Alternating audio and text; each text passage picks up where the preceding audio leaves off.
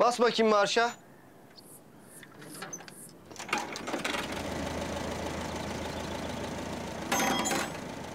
Ya vallahi mimar mısın, gül mütehassısı mısın, motor mühendisi misin? Sen nesin toprağım ya? Çocukluğumuzdan beri traktör kullanıyoruz oğlum, olsun o kadar. Yaşa.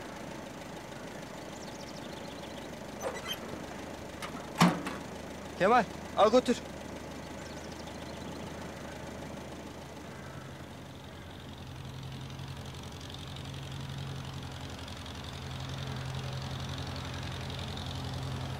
Hadi ben gidiyorum. Ya biraz daha kalaydın. İlk lafın belini kırardık. Ali, 100.000 lira ne oldu? Ne oldu Ali, bir yüzün düştü? Nurbanu, bir emlak işine giriyor da. İşte bir yabancı bir firma varmış. Onun şubesi mi ne olacakmış? Franchise. Ayıptır söylemesi 100.000 lira lazım. Ne zamana lazım, hemen mi? Nurbanu bir şey istedim hemen olacak. Biliyorsun anasının karnından 6 aylık doğmuşum. İşte ben de diyorum ki benim şu babadan kalma küçük elmalık var ya onu satam.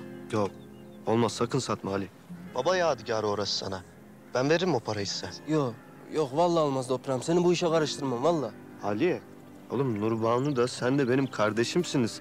Ben kardeşimin derdine derman olamayacaksam niye varım? Ailemsiniz oğlum siz benim. Aile arasında paranın lafı olur mu? Olur mu Ali? Olur mu? Olmaz. Olmaz. Hı. Valla sağ ol kardeşim. Zaten bu dünyada bir sen varsın, bir de Nurbanu'm var. Nurbanu'mun yüzü gülsün, ben Rabbimden başka bir şey istemem ki. Gerekirse dağları delerim. Delemez miyim? Delerim. Çöllerde gezemez miyim? Gezerim. Yanıp kül olur muyum? Olurum. Oğlum, işte insan öyle çok sevince göze alamayacağı hiçbir şey olmuyor. Sen alamam mı ki? Almaz mıyım lan? Alırım tabii. Aşk bacayı sarmış desene. Lan. Tamam deme.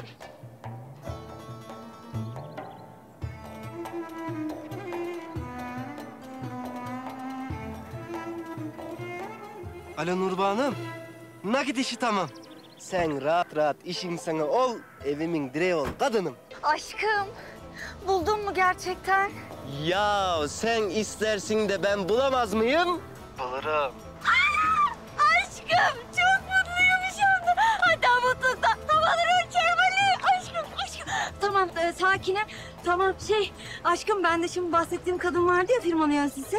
Pınar'ım, onunla buluşmaya gidiyordum. Sen buluş aşkım, sen buluş gözümün nuru. Senin o güzel yanaklarından 100.000'lerce kere öpüyorum.